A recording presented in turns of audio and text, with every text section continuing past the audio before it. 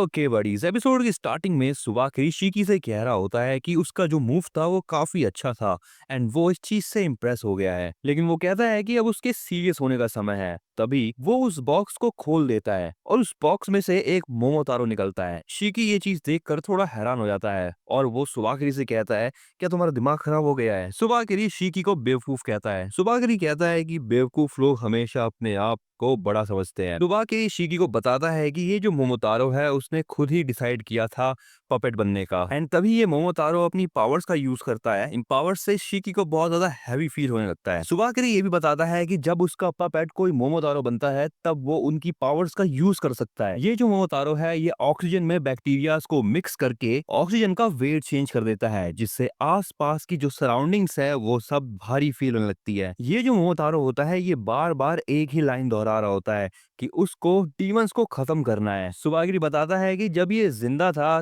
तब इसका बस एक ही मोटिव था, वो था ओनीस को खत्म करना, यानी डीमंस को खत्म करना। सुबागिरी कहता है कि इसकी पावर्स की वजह से मेरी काफी हेल्प हो जाएगी। अगला सीन इन डीमंस का होता है। ये डीमंस इस वॉल को तोड़ रहे होते हैं लेकिन इनसे एक वॉल नहीं टूटती। नाइटो कहता है कि अगर वो अभी दूसरी तरफ से भी जाएंगे तो वहां पे भी उनको ये वॉल मिलेगी क्योंकि ये जगह पूरी सील हो रखी है। नाइटो बताता है कि टनल के ऊपर अभी बहुत सारे टूरिस्ट होंगे और अगर अभी नाइटो ने दीवार तोड़ने की कोशिश करी तो बहुत सारा डैमेज हो सकता है ऊपर। तभी यहाँ पर यूसुरुबे आता है। वो नाइटो को बताता है कि जितने भी इंजर्ड पेशेंट थे उन सभी को ऊपर भेज दिया गया है। वो कहता है कि शिकी और जिन अभी अंदर ही हैं। नाइटो सोच रहा होता है कि अभी उसके पास ज्यादा समय नहीं है क्योंकि शिकी और बाकी लोग बहुत मुसीबत में है अंदर। नाइटो कहता है कि उन्हें दीवार तोड़ने से पहले जितने भी लोग अभी ऊपर हैं उन सभी को यहाँ से निकालना पड़ेगा। तभी यहाँ पे एक डीमन होमारे को अपने साथ यहाँ पर लेके आ जाता है। ये डीमन नाइटो से पूछता है, क्या आप इसे जानते हो? नाइटो कहता है, अच्छा तो तुम यहाँ पे आ गई फाइनली। हमारे बताती है कि वो यहाँ पे मदद करने के लिए आई है। मतलब यहाँ पे जो यूसुरुबे है वो कुछ लीचड़ों वाली हरकतें करने लगता है। नाइटो यूसुरुबे से उसकी बकवास को बंद करने के लिए कहता है। यूसुरुबे कहता है कि ये बकवास नहीं है, ये बहुत ज्यादा सीरियस टॉपिक है। वैसे सही बताओ तो यूसुरुबे जो है वो हमारे के साथ बदतमीजी कर रहा होता है। वो चाहता है कि हमारे उसकी गर्लफ्रेंड बन जाए। नाइटो यूसुरुबे को देखकर अब सोच रहा होता है कि उसे लगा था शुरुआत में कि ये लड़का नॉर्मल है, लेकिन अब उसको लग रहा है कि उसे लोगों को समझने में और मेहनत करनी पड़ेगी। नाइटो हमारे से कहता है कि वो उनकी कोई मदद नहीं कर सकती अभी। अब नाइटो हमारे को अपने साथ ऊपर ले आता है। नाइटो ने यूसुरुबे को कॉल पे रखा होता है। यूसुरुबे नाइटो से पूछता है कि आखिर करना क्या है। नाइटो प्लान बताता है कि कैसे वो इन सभी टूरिस्ट को यहाँ से बाहर निकाल सकते हैं। वो कहता है कि वो अभी एक लैंडस्लाइड करवाएंगे और इस चीज से सारे के सारे टूरिस्ट बाहर चले जाएंगे। सभी टूरिस्ट के वहां से चले जाने के बाद यूसुरुबे कंफर्म करेगा कि वो सभी जा चुके हैं। नाइटो हमारे से कहता है कि वो अपनी पावर्स का यूज करे जिससे कि वो लैंडस्लाइड करवा सके।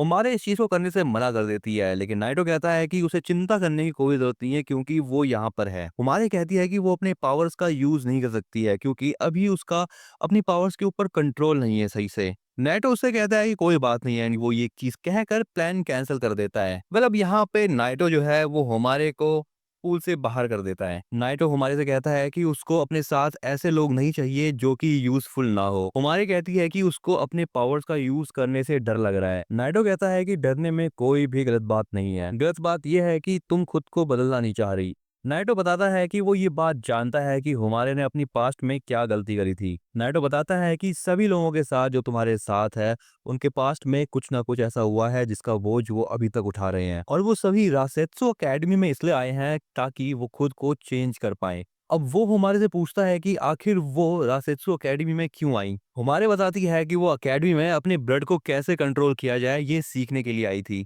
नाइटो हमारे को समझाता है और वो कहता है कि हमारे का ब्लड उसका खुद का है, इसीलिए हमारे को सबसे पहले खुद को चेंज करना पड़ेगा। हमारे कहती है कि वो खुद को चेंज करना चाहती है एंड वो ऐसा कहने के बाद अपने ब्लड मैनिपुलेशन का यूज करने लगती है। अब यूसर पे पूछता है कि प्लान क्या है। नाइटो बताता है कि जो प्लान पहले था वही प्लान है। अब यहाँ पर ये बड़ी सी चीज फिर से आ जाती है और वो नाइटो के ऊपर अटैक कर देती है। वेल ये चीज नाइटो के ऊपर बार बार अटैक कर रही होती है और इस चीज से लैंडस्लाइड हो जाती है। हमारे नाइटो से माफी भी मांगती है लेकिन नाइटो कहता है कि उसको इस चीज से कोई परेशानी नहीं है। दूसरी तरफ इन टूरिस्ट को लग रहा होता है कि एक बहुत बड़ा सा अर्थक्वेक आया है, इसलिए अब ये बाकी के डीमंस जो हैं वो इन सभी टूरिस्ट को यहाँ से बाहर निकलने के लिए कह रहे होते हैं। यूसुरुबे नाइटो को बताता है कि जितने भी लोग थे यहाँ पे वो सारे के सारे अब जा चुके हैं। नाइटो यूसुरुबे से कहता है कि उसने अच्छा काम किया एंड अब वो यहाँ पे हमारे के पास आता है और हमारे को बेहोश कर देता है। नाइटो हमारे से कहता है कि उसने भी अच्छा काम किया। अगला सीन टनल का होता है। यहाँ पे योमोगी जो है वो जिन के साथ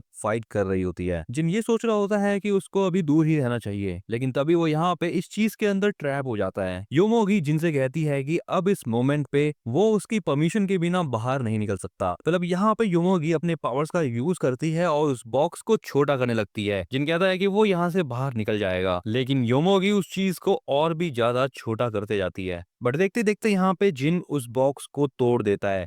जिन बताता है कि वो इससे भी छोटी सी जगह में सोया था एक बार, और उस चीज के कंपेयर में ये जगह तब भी बहुत अच्छी रही। तभी यहाँ पे इकारी भी आ जाता है। वो कहता है तुम्हें क्या लगा था तुम इस कचरे जैसी चीज से मुझको हरा पाओगे, और वो यहाँ पे इस क्रिएचर की बात कर रहा होता है। जिन इकारी को पीछे हटने के लिए कहता है। इकारी कहता है मुझसे ज्यादा बकवास मत करो क्योंकि मैं अभी बहुत गुस्से में हूँ। इकारी कहता है कि वो ही इस मोमोतारो को हराएगा। अब इकारी यहाँ पे अपनी ब्लड मैनिपुलेशन का यूज करता है। योमोगी कहती है कि उसे कोई प्रॉब्लम नहीं है, वो दोनों को एक साथ हरा देगी। योमोगी अपने पावर का यूज कर रही होती है, लेकिन इकारी उससे कहता है कि तुम बहुत ज्यादा स्लो हो, और वो बहुत स्पीड में भागते हुए योमोगी की तरफ जाता है। इकारी योमोगी के सामने भी आ जाता है और वो उसके मुंह पे ही एक किक करता है। अब यहाँ पे इकारी के पावर्स के बारे में बताया जाता है। इकारी की जो पावर है वो उसके गुस्से का यूज करती है डिफरेंट टाइप के इफेक्ट्स को बनाने के लिए। वेल इकारी को खुद ये बात पता नहीं होती कि उसके गुस्से से कौन सी चीज बनेगी, लेकिन जो इकारी है वो अपनी पावर्स का यूज बस एक दिन में 3 बार ही कर सकता है। जोमोगी सोच रही होती है कि इकारी फास्ट मूवमेंट करता है,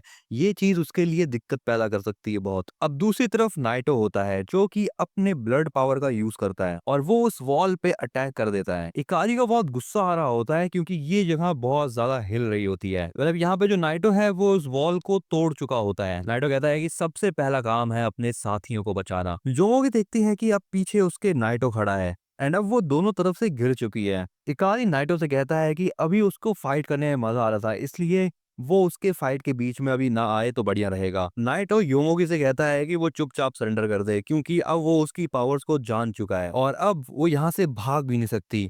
योमोगी कहती है तुम्हें क्या लगता है मैं भागूंगी? योमोगी कहती है कि वो यहाँ पे जितने भी डीमंस है वो उन सबको खत्म कर देगी। दूसरा सीन सुबाकिरी का होता है। वो कहता है कि अब उसे लग रहा है कि उसे यहाँ से जाना पड़ेगा। अब जैसे तैसे करके यहाँ पे शीकी वहां से निकल जाता है। शीकी यहाँ पे समझ जाता है कि वो जो मोमोतारो है उसकी बस एक लिमिटेड कवरेज है। उस मोमोतारो की पावर्स एक लिमिट के बाहर काम नहीं करती। शीकी अब यहाँ पे सुबाकिरी के ऊपर अटैक कर देता है, लेकिन सुबाकिरी उस मोमोतारो की पावर्स की मदद से उसके अटैक को डॉज कर देता है। सुबाकिरी कहता है कि जो चीज शीकी कर पा रहा है वो सुबाकिरी भी कर सकता है।